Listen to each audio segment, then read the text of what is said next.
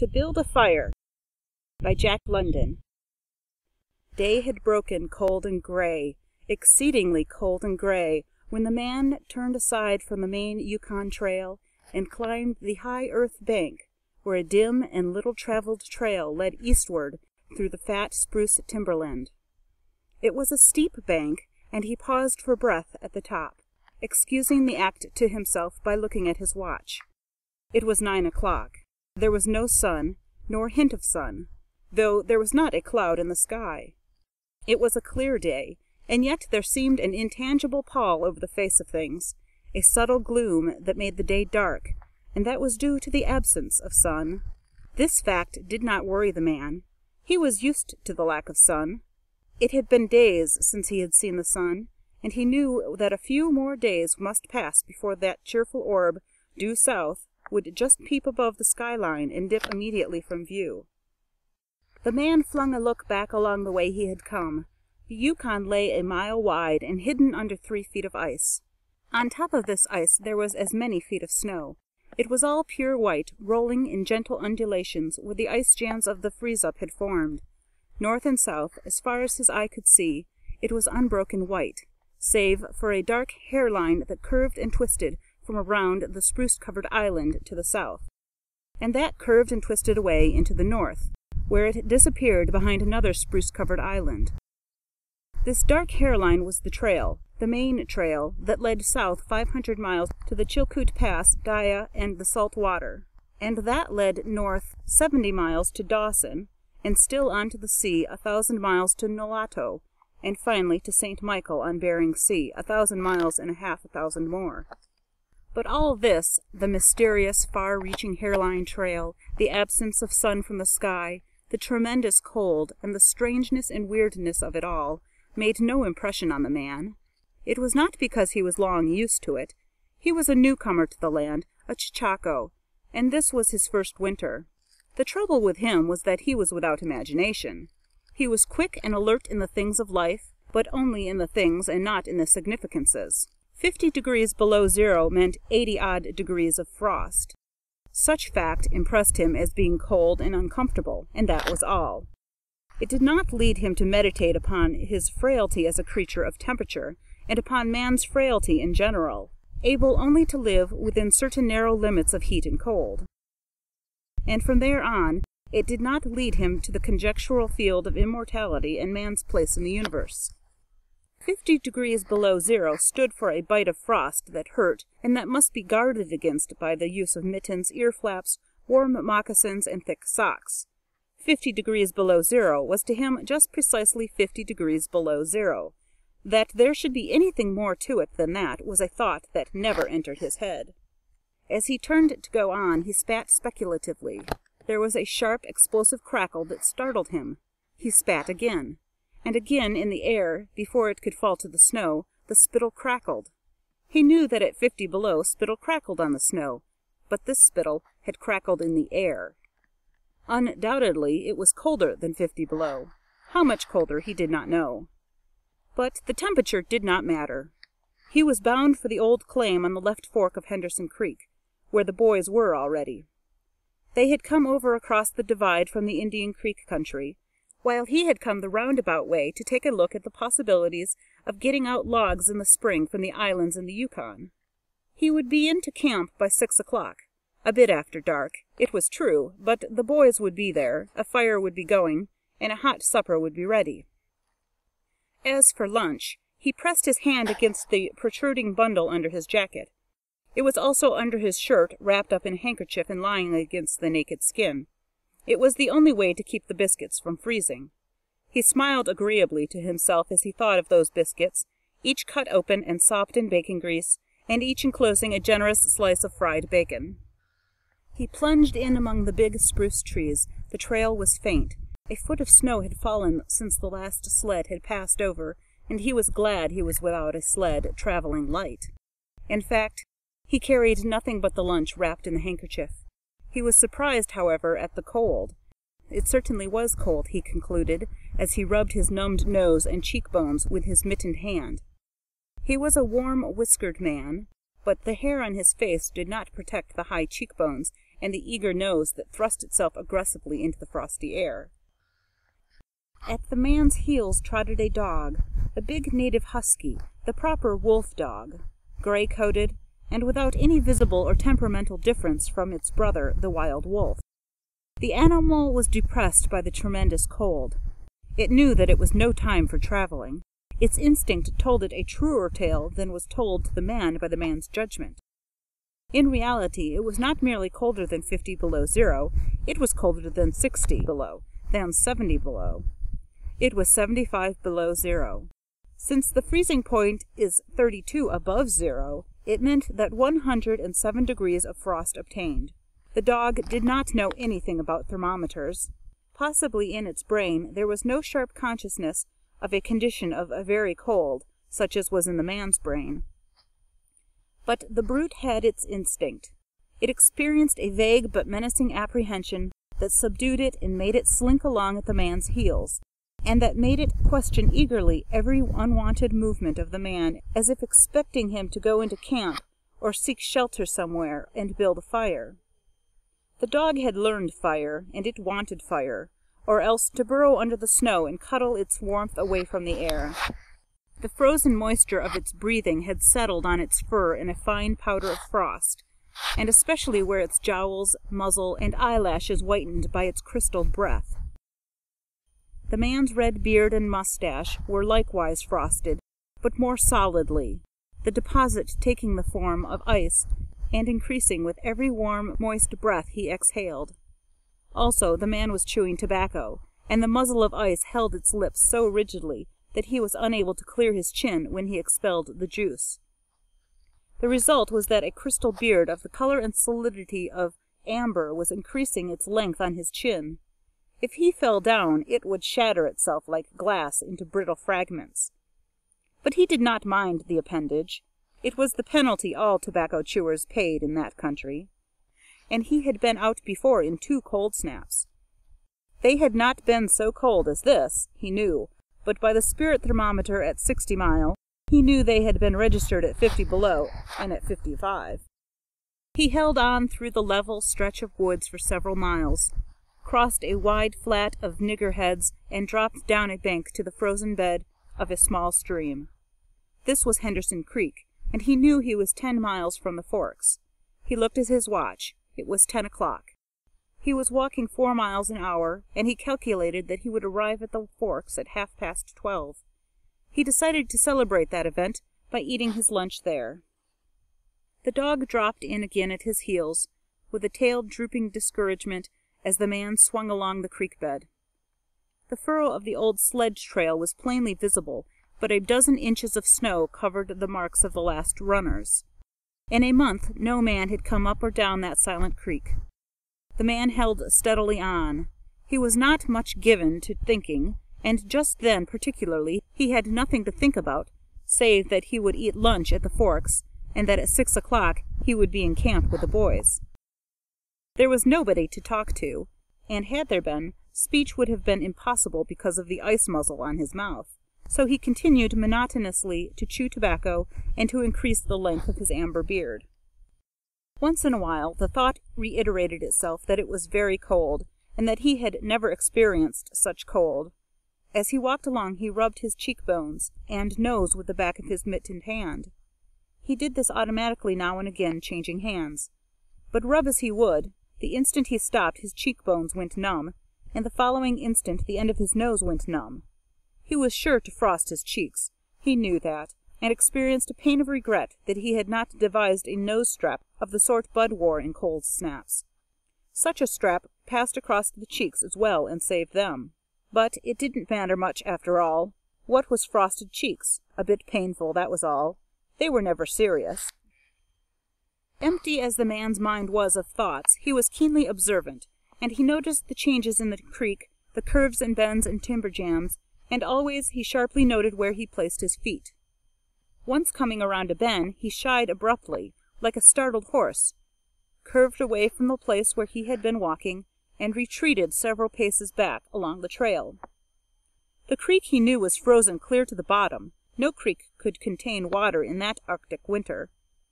But he knew also that there were springs that bubbled up from the hillsides and ran along under the snow on top of the ice of the creek. He knew that the coldest snaps never froze these springs, and he knew likewise their danger. They were traps. They hid pools of water under the snow that might be 3 inches deep, or 3 feet. Sometimes a skin of ice half an inch thick covered them, and in turn was covered by the snow. Sometimes there were alternate layers of water and ice skin, so that when one broke through, he kept on breaking through for a while, sometimes wetting himself to the waist. That was why he had shied in such panic. He had felt the give under his feet and heard the crackle of a snow-hidden ice skin. And to get his feet wet in such a temperature meant trouble and danger. At the very least it meant delay, for he would be forced to stop and build a fire, and under its protection to bare his feet while he dried his socks and moccasins. He stood and studied the creek bed and its banks, and decided that the flow of water came from the right. He reflected a while, rubbing his nose and cheeks, then skirted to the left, stepping gingerly and testing the footing for each step. Once clear of the danger, he took a fresh chew of tobacco and swung along at his 4-mile gait. In the course of the next 2 hours he came upon several traps. Usually the snow above the hidden pools had a sunken, candied appearance that advertised the danger. Once again, however, he had a close call, and once, suspecting danger, he compelled the dog to go on in front. The dog did not want to go. It hung back until the man shoved it forward, and then it went quickly across the white unbroken surface. Suddenly it broke through, floundered to one side, and got away to firmer footing. It had wet its foremost feet and legs, and almost immediately the water that clung to it turned to ice. It made quick efforts to lick the ice off its legs, and then dropped down in the snow and began to bite out the ice that had formed between the toes. This was a matter of instinct. To permit the ice to remain there would mean sore feet. It did not know this. It merely obeyed the mysterious prompting that arose from the deep crypts of its being. But the man knew, having achieved a judgment on the subject, and he removed the mitten from his right hand and helped tear out the ice particles. He did not expose his fingers more than a minute, and was astonished at the swift numbness that smote them. It certainly was cold. He pulled on the mitten hastily, and beat the hand savagely across his chest. At 12 o'clock the day was at its brightest, yet the sun was too far south on its winter journey to clear the horizon. The bulge of the earth intervened between it and Henderson Creek, where the man walked under a clear sky at noon and cast no shadow. At 12:30 to the minute, he arrived at the forks of the creek. He was pleased at the speed he had made. If he kept it up, he would certainly be with the boys by 6. He unbuttoned his jacket and shirt and drew forth his lunch. The action consumed no more than a quarter of a minute, yet in that brief moment the numbness laid hold of the exposed fingers. He did not put the mitten on, but, instead, struck the fingers a dozen sharp smashes against his leg. Then he sat down on a snow-covered log to eat. The sting that followed upon the striking of his fingers against his leg ceased so quickly that he was startled. He had had no chance to take a bite of biscuit. He struck the fingers repeatedly and returned them to the mitten, baring the other hand for the purpose of eating. He tried to take a mouthful, but the ice muzzle prevented. He had forgotten to build a fire and thaw out. He chuckled at his foolishness, and as he chuckled he noted the numbness creeping into the exposed fingers. Also, he noted that the stinging which had first come to his toes when he sat down was already passing away. He wondered whether the toes were warm or numbed. He moved them inside the moccasin and decided that they were numbed. He pulled the mitten on hurriedly and stood up. He was a bit frightened. He stamped up and down until the stinging returned into the feet. It certainly was cold, was his thought. That man from Sulphur Creek had spoken the truth when telling how cold it sometimes got in the country. And he had laughed at him at the time. That showed one must not be too sure of things. There was no mistake about it. It was cold. He strode up and down, stamping his feet and threshing his arms, until reassured by the returning warmth. Then he got out matches and proceeded to make a fire. From the undergrowth, where high water of the previous spring had lodged a supply of seasoned twigs, he got his firewood. Working carefully from a small beginning, he soon made a roaring fire, over which he thawed the ice from his face, and in the protection of which he ate his biscuits.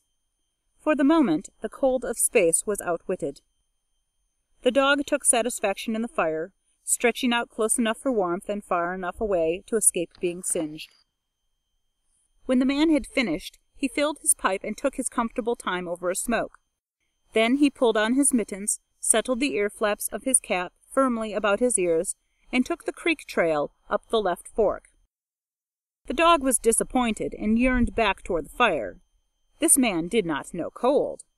Possibly all the generations of his ancestry had been ignorant of cold, of real cold, of cold 107 degrees below freezing point. But the dog knew, all its ancestry knew, and it had inherited the knowledge, and it knew that it was not good to walk abroad in such fearful cold. It was the time to lie snug in a hole in the snow and wait for a curtain of cloud to be drawn across the face of outer space whence this cold came. On the other hand, there was keen intimacy between the dog and the man. The one was the toil slave of the other, and the only caresses it had ever received were the caresses of the whiplash and of harsh and menacing throat sounds that threatened the whiplash. So the dog made no effort to communicate its apprehension to the man. It was not concerned in the welfare of the man. It was for its own sake that it yearned back toward the fire. But the man whistled, and spoke to it with the sound of whiplashes, and the dog swung in at the man's heels and followed after. The man took a chew of tobacco and proceeded to start a new amber beard. Also, his moist breath quickly powdered with white his mustache, eyebrows, and lashes. There did not seem to be so many springs on the left fork of the Henderson, and for half an hour the man saw no signs of any. And then it happened. At a place where there were no signs, where the soft, unbroken snow seemed to advertise solidity beneath, the man broke through. It was not deep. He wetted himself halfway to the knees before he floundered out to the firm crust. He was angry and cursed his luck aloud. He had hoped to get into camp with the boys at 6 o'clock, and this would delay him an hour, for he would have to build a fire and dry out his footgear. This was imperative at that low temperature. He knew that much, and he turned aside to the bank, which he climbed. On top, tangled in the underbrush about the trunks of several small spruce trees, was a high-water deposit of dry firewood, sticks and twigs principally, but also larger portions of seasoned branches and fine, dry, last year's grasses. He threw down several large pieces on top of the snow. This served for a foundation, and prevented the young flame from drowning itself in the snow it otherwise would melt. The flame he got by touching a match to a small shred of birch bark that he took from his pocket. This burned even more readily than paper. Placing it on the foundation, he fed the young flame with wisps of dry grass and with the tiniest dry sticks. He worked slowly and carefully, keenly aware of his danger. Gradually, as the flame grew stronger, he increased the size of the twigs with which he fed it. He squatted in the snow, pulling the twigs out from their entanglement in the brush and feeding directly to the flame. He knew there must be no failure. When it is 70 below zero, a man must not fail in his first attempt to build a fire, that is, if his feet are wet. If his feet are dry and he fails, he can run along the trail for half a mile and restore his circulation. But the circulation of wet and freezing feet cannot be restored by running when it is 75 below. No matter how fast he runs, the wet feet will freeze the harder. All this the man knew.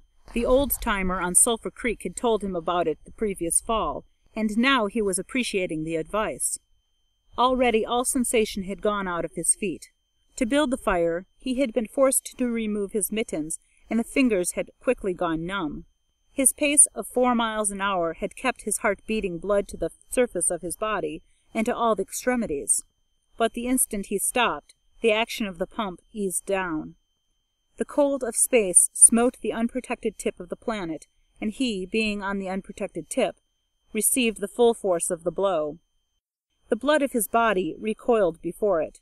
The blood was alive, like the dog, and like the dog it wanted to hide away and cover itself up from the fearful cold.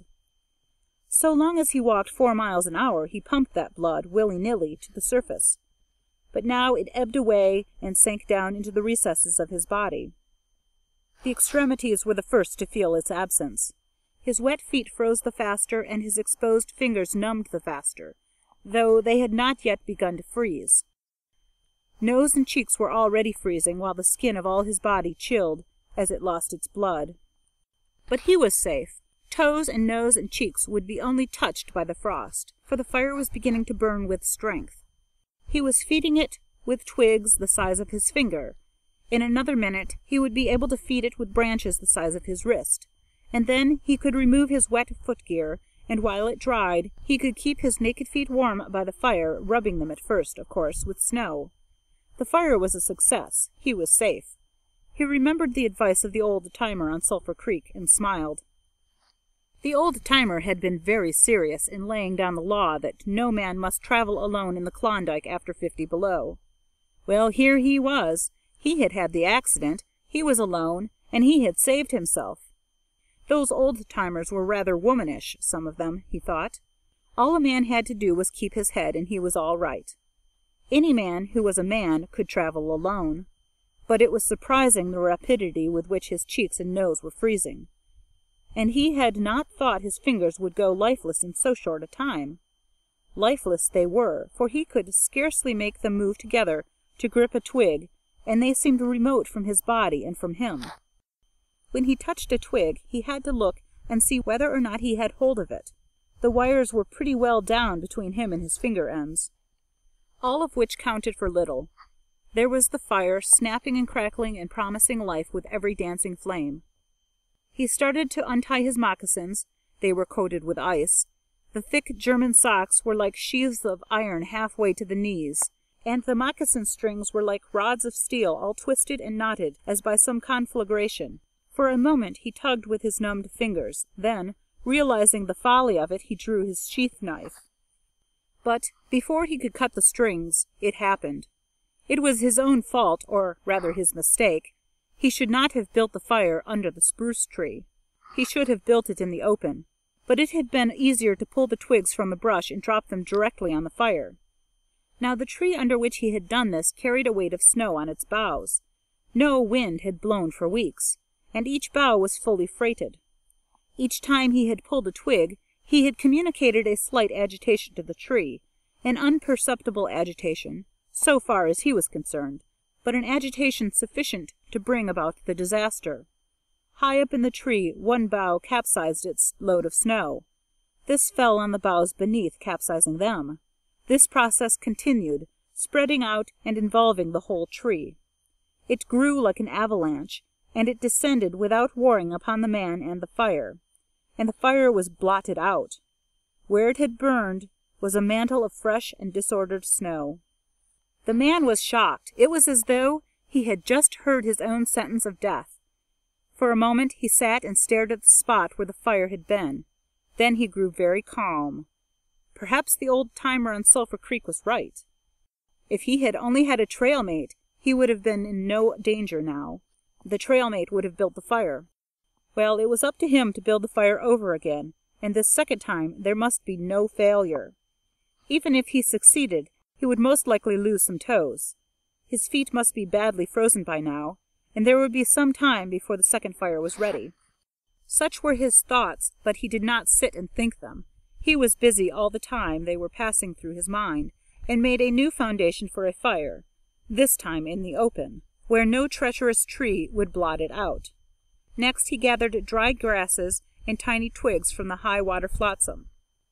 He could not bring his fingers together to pull them out, but he was able to gather them by the handful. In this way he got many rotten twigs and bits of green moss that were undesirable, but it was the best he could do. He worked methodically, even collecting an armful of the larger branches to be used later when the fire gathered strength. And all the while the dog sat and watched him, a certain yearning wistfulness in its eyes, for it looked upon him as the fire provider, and the fire was slow in coming. When all was ready, the man reached in his pocket for a second piece of birch bark. He knew the bark was there, and though he could not feel it with his fingers, he could hear its crisp rustling as he fumbled for it. Try as he would, he could not clutch hold of it, and all the time in his consciousness was the knowledge that each instant his feet were freezing. This thought tended to put him in a panic, but he fought against it and kept calm. He pulled on his mittens with his teeth and threshed his hand back and forth, beating his hands with all his might against his sides. He did this sitting down, and he stood up to do it, and all the while the dog sat in the snow, its wolf brush of a tail curled around warmly over its forefeet. Its sharp wolf ears pricked forward intently as it watched the man. And the man, as he beat and threshed with his arms and hands, felt a great surge of envy as he regarded the creature that was warm and secure in its natural covering. After a time he was aware of the first far-away signals of the sensation in his beaten fingers. The faint tinkling grew stronger, till it evolved into a stinging ache that was excruciating, but which the man hailed with satisfaction. He stripped the mitten from his right hand and fetched forth the birch bark. The exposed fingers were quickly going numb again. Next he brought out his bunch of sulphur matches, but the tremendous cold had already driven the life out of his fingers. In his effort to separate one match from the others, the whole bunch fell in the snow. He tried to pick it out of the snow, but failed. The dead fingers could neither touch nor clutch. He was very careful. He drove the thought of his freezing feet and nose and cheeks out of his mind, devoting his whole soul to the matches. He watched, using the sense of vision in place of that of touch, and when he saw his fingers on each side the bunch, he closed them. That is, he willed to close them, for the wires were drawn, and the fingers did not obey. He pulled the mitten on the right hand, and beat it fiercely against his knee. Then, with both mittened hands, he scooped the bunch of matches, along with much snow, onto his lap. Yet he was no better off. After some manipulation he managed to get the bunch between the heels of his mittened hands. In this fashion he carried it to his mouth. The ice crackled and snapped when by a violent effort he opened his mouth. He drew the lower jaw in, curled the upper lip out of the way, and scraped the bunch with its upper teeth in order to separate a match. He succeeded in getting one, which he dropped on his lap. He was no better off. He could not pick it up. Then he devised a way. He picked it up in his teeth and scratched it on his leg. 20 times he scratched before he succeeded in lighting it. As it flamed, he held it with his teeth to the birch bark. But the burning brimstone went up his nostrils and into his lungs, causing him to cough spasmodically. The match fell into the snow and went out. The old-timer on Sulphur Creek was right, he thought in the moment of controlled despair that ensued. After 50 below, a man should travel with a partner. He beat his hands, but failed in exciting any sensation. Suddenly he bared both hands, removing the mittens with his teeth. He caught the whole bunch between the heels of his hands. His arm muscles not being frozen enabled him to press the hand heels tightly against the matches. Then he scratched the bunch along his leg. It flared into flame, 70 sulphur matches at once. There was no wind to blow them out. He kept his head to one side to escape the strangling fumes, and held the blazing bunch to the birch bark. As he so held it, he became aware of sensation in his hand. His flesh was burning. He could smell it. Deep down below the surface he could feel it. The sensation developed into pain that grew acute. And still he endured it, holding the flame of the matches clumsily to the bark that would not light readily because his own burning hands were in the way, absorbing most of the flame. At last, when he could endure no more, he jerked his hands apart. The blazing matches fell sizzling into the snow, but the birch bark was alight. He began laying dry grasses and the tiniest twigs on the flame. He could not pick and choose, for he had to lift the fuel between the heels of his hands. Small pieces of rotten wood and green moss clung to the twigs, and he bit them off as well as he could with his teeth. He cherished the flame carefully and awkwardly. It meant life, and it must not perish. The withdrawal of blood from the surface of his body now made him begin to shiver, and he grew more awkward. A large piece of green moss fell squarely on the little fire. He tried to poke it out with his fingers, but his shivering frame made him poke too far, and he disrupted the nucleus of the little fire, the burning grasses and tiny twigs separating and scattering. He tried to poke them together again, but in spite of the tenseness of the effort, his shivering got away with him, and the twigs were hopelessly scattered. Each twig gushed a puff of smoke and went out. the fire provider had failed. As he looked apathetically about him, his eyes chanced on the dog, sitting across the ruins of the fire from him, in the snow, making restless, hunching movements, slightly lifting one forefoot and then the other, shifting its weight back and forth on them with wistful eagerness. The sight of the dog put a wild idea into his head. He remembered the tale of the man caught in a blizzard who killed a steer and crawled inside the carcass, and so was saved. He would kill the dog and bury his hands in the warm body until the numbness went out of them. Then he could build another fire. He spoke to the dog, calling it to him, but in his voice was a strange note of fear that frightened the animal, who had never known the man to speak in such way before. Something was the matter, and its suspicious nature sensed danger. It knew not what danger, but somewhere, somehow, in its brain arose an apprehension of the man. It flattened its ears down at the sound of the man's voice, and its restless, hunching movements and the lifting and shiftings of its forefeet became more pronounced, but it would not come to the man. He got on his hands and knees and crawled toward the dog. This unusual posture again excited suspicion, and the animal sidled mincingly away. The man sat up in the snow for a moment and struggled for calmness. Then he pulled on his mittens, by means of his teeth, and got upon his feet. He glanced down at first in order to assure himself that he was really standing up, for the absence of sensation in his feet left him unrelated to the earth. His erect position in itself started to drive the webs of suspicion from the dog's mind, and when he spoke peremptorily with the sound of whiplashes in his voice, the dog rendered its customary allegiance and came to him. As it came within reaching distance, the man lost his control. His arms flashed out to the dog, and he experienced genuine surprise when he discovered that his hands could not clutch, that there was neither bend nor feeling in the fingers. He had forgotten for the moment that they were frozen and that they were freezing more and more. All this happened quickly, and before the animal could get away, he encircled its body with his arms. He sat down in the snow, and in this fashion held the dog, while it snarled and whined and struggled. But it was all he could do, hold its body encircled in his arms and sit there. He realized that he could not kill the dog. There was no way to do it. With his helpless hands he could neither draw nor hold his sheath knife, nor throttle the animal. He released it, and it plunged wildly away, with tail between its legs, and still snarling. It halted 40 feet away and surveyed him curiously, with ears sharply pricked forward. The man looked down at his hands in order to locate them, and found them hanging at the ends of his arms. It struck him as curious that one should have to use his eyes in order to find out where his hands were.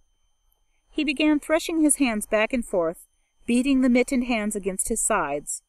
He did this for 5 minutes, violently, and his heart pumped enough blood up to the surface to put a stop to his shivering.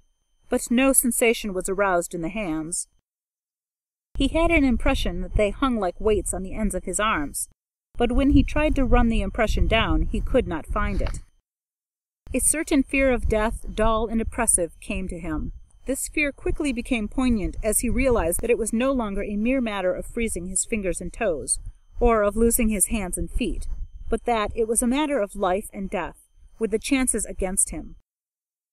This threw him into a panic, and he turned and ran up the creek bed along the old dim trail. The dog joined in behind and kept up with him. He ran blindly, without intention, in fear such as he had never known in his life. Slowly, as he plowed and floundered through the snow, he began to see things again: the banks of the creek, the old timber jams, the leafless aspen, and the sky. The running made him feel better. He did not shiver. Maybe if he ran on, his feet would thaw out, and anyway, if he ran far enough, he would reach camp and the boys. Without doubt, he would lose some fingers and toes and some of his face, but the boys would take care of him and save the rest of him when he got there. And at the same time there was another thought in his mind that said he would never get to the camp and the boys, that it was too many miles away, that the freezing had too great a start on him, and that he would soon be stiff and dead. This thought he kept in the background and refused to consider. Sometimes it pushed itself forward and demanded to be heard, but he thrust it back and strove to think of other things. It struck him as curious that he could run at all on feet so frozen that he could not feel them when they struck the earth and took the weight of his body. He seemed to himself to skim along above the surface and to have no connection with the earth.